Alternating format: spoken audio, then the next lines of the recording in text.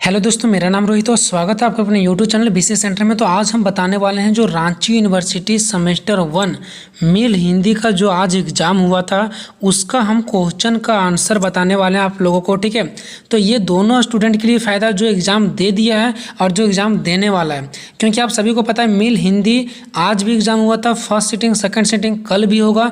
तो जो एग्ज़ाम दे दिया है उसको ये बात का पता चलेगा कि आपका कितना क्वेश्चन आंसर सही हुआ। ठीक है, वो आप लोग मैच कर लेना। जो इसका एग्ज़ाम कल है उन सभी स्टूडेंट देख लेना कि किस प्रकार का क्वेश्चन पूछा गया है, उसी प्रकार का क्वेश्चन आपके भी एग्जाम में पूछा जाएगा। और बहुत सारा ऐसा क्वेश्चन होगा जो आपके एग्जाम में डायरेक्ट भिड़ जाएगा।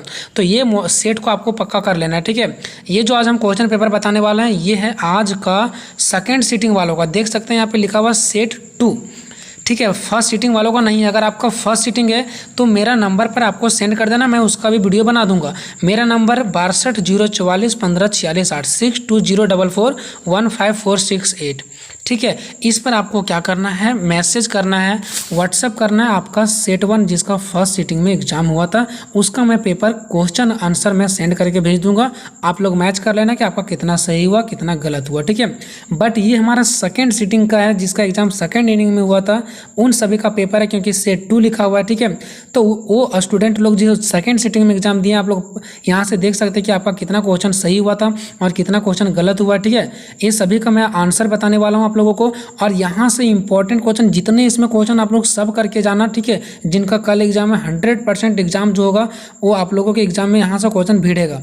सारा का सारा क्वेश्चन नहीं भिड़ेगा लेकिन कुछ ना कुछ क्वेश्चन जरूर भिड़ेगा। आप लोग इस बात पर विश्वास करें, हमने बहुत बार ऐसा देखा है। ठीक है, जब कॉमन कोर्सेस होता है जो स्टूडेंट आज एग्जाम दिया वही पेपर कल भी जो स्टूडेंट का वो एग्जाम पेपर मिलता है।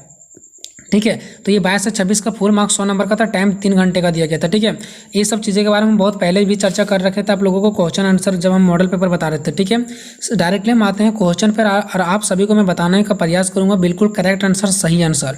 पहला क्वेश्चन में बोल रहा है कि निम्नलिखित वस्तुनिष्ठ प्रश्नों के उत्तर दीजिए। ठीक है, आप सभी को पता है कि जो पहला क्वेश्चन होगा उसमें से 10 क्वेश्चन रहता है और 10 जो क्वेश्चन रहेगा वो एक नंबर का दिया रहेगा। ठीक है, टोटल 10 क्वेश्चन रहता है, 10 क्वेश्चन जो रहता है वो एक नंबर का दिया रहता है। ठीक है, चलते हैं हम आंसर की ओर बढ़ते हैं।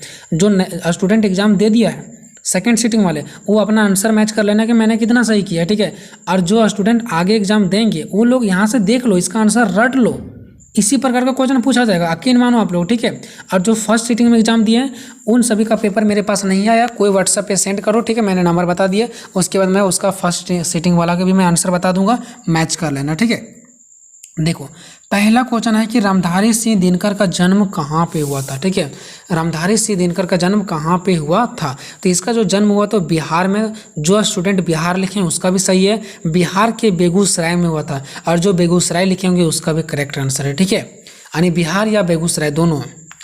खा नंबर, कुरुक्षेत्र का प्रकाशन वर्ष लिखिए। तो जो कुरुक्षेत्र का प्रकाशन वर्ष है वो 1946 1946। ठीक है, तो कुरुक्षेत्र का प्रकाशन वर्ष कब हुआ था, 1946। यहाँ से कुछ ना कुछ आपका क्वेश्चन मैच करेगा जिनका एग्जाम नेक्स्ट सीटिंग में है। ठीक है, सारा क्वेश्चन नहीं मैच करेगा लेकिन कुछ ना कुछ करेगा। ठीक है, और जो लॉन्ग क्वेश्चन है 20 नंबर वाला 5 नंबर वाला वो क्वेश्चन यहाँ से एक बार जरूर देख करके जाना, एक बार जरूर देख करके जाना। ठीक है, ठीक है, तो एक बार जरूर देख लेना। अब चलते हैं गा नंबर यानी कि तीसरा की ओर। महाभारत के रचनाकार का नाम बताइए। ठीक है, तो महाभारत का जो रचनाकार का नाम है उसका है वेद व्यास। क्या है उसका, वेद व्यास। तो गा का आंसर हो जाएगा वेद व्यास। चलते हैं घा की ओर। तो घा में क्या बताइए, तो घा में बताइए कि कुरुक्षेत्र में पावी काय किसे कहा गया है। तो जो कुरुक्षेत्र में पावी काय कहा गया है वो कहा गया पांडव भीम को। ठीक है, पांडव भीम को। तो इसका करेक्ट आंसर हो जाएगा घा का पांडव भीम। ठीक है, घा के बाद चलते हैं हम लोग नेक्स्ट क्वेश्चन की ओर।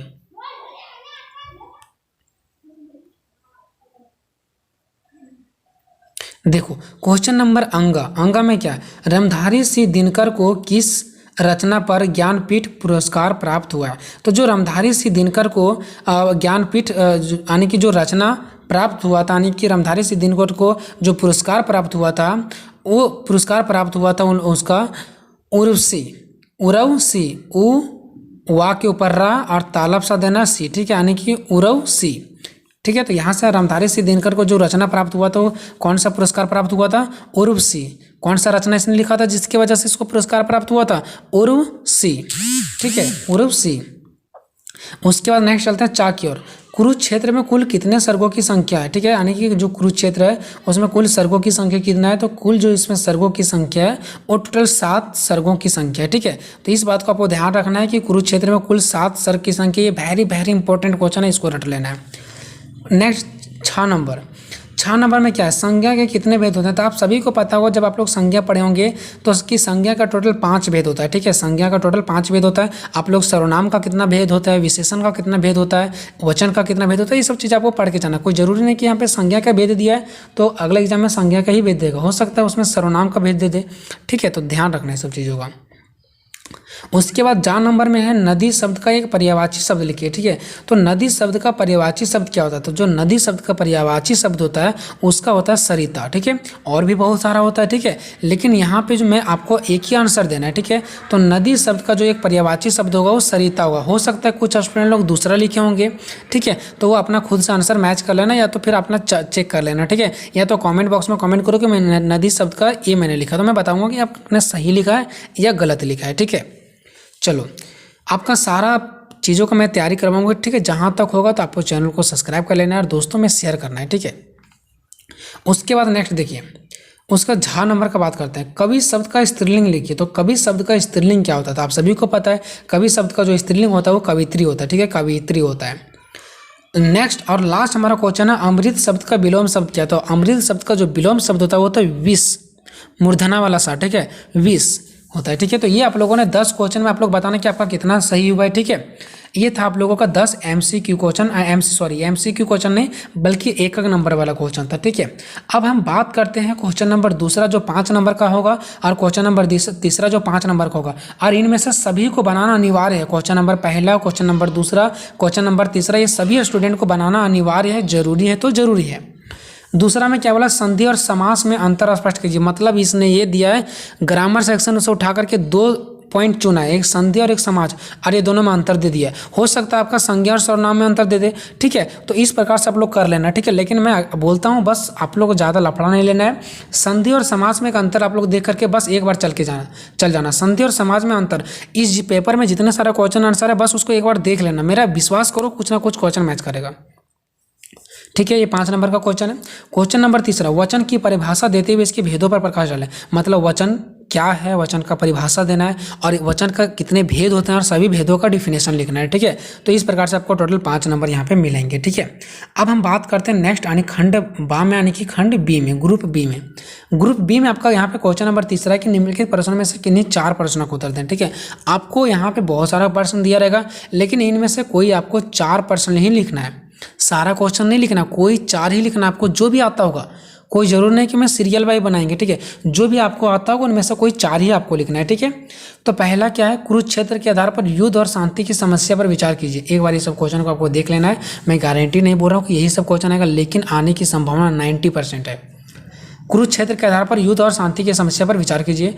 क्वेश्चन नंबर खा है, भीष्म पितामह की चरित्र विशेषताओं का उल्लेख कीजिए।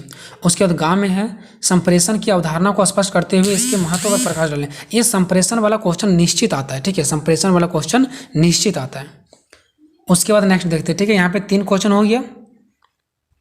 उसके बाद 3 क्वेश्चन यहाँ पे 6 क्वेश्चन है टोटल, लेकिन 6 में से आपको कोई भी 2-4 क्वेश्चन का आंसर देना है। टोटल 6 क्वेश्चन है, ठीक है, तीसरा में, लेकिन आपको कोई भी 4 क्वेश्चन का ही आंसर देना है, ठीक है। घाम में क्या है, वक्र कला को स्पष्ट करते हुए इसकी उपयोगिता पर प्रकाश डालिए। अंगा नंबर संप्रेषण के विविधि माध्यमों का उल्लेखन कीजिए। 4 नंबर में कुरुक्षेत्र के मूल प्रतिपादय पर प्रकाश डालिए, ठीक है। तो यहाँ पे आप लोगों ने टोटल देख लिया। ये था हमारा आज का जो सेकंड सेटिंग में पेपर हुआ था, उन सभी स्टूडेंट का ये पेपर था। आंसर भी मैंने बता दिया, किस प्रकार का पेपर आया था वो भी मैंने बता दिया, ठीक है दोस्तों। तो अगर कोई दिक्कत है तो कमेंट बॉक्स में कमेंट करना। मिलेंगे नेक्स्ट वीडियो में, तब तक जय हिंद, जय भारत।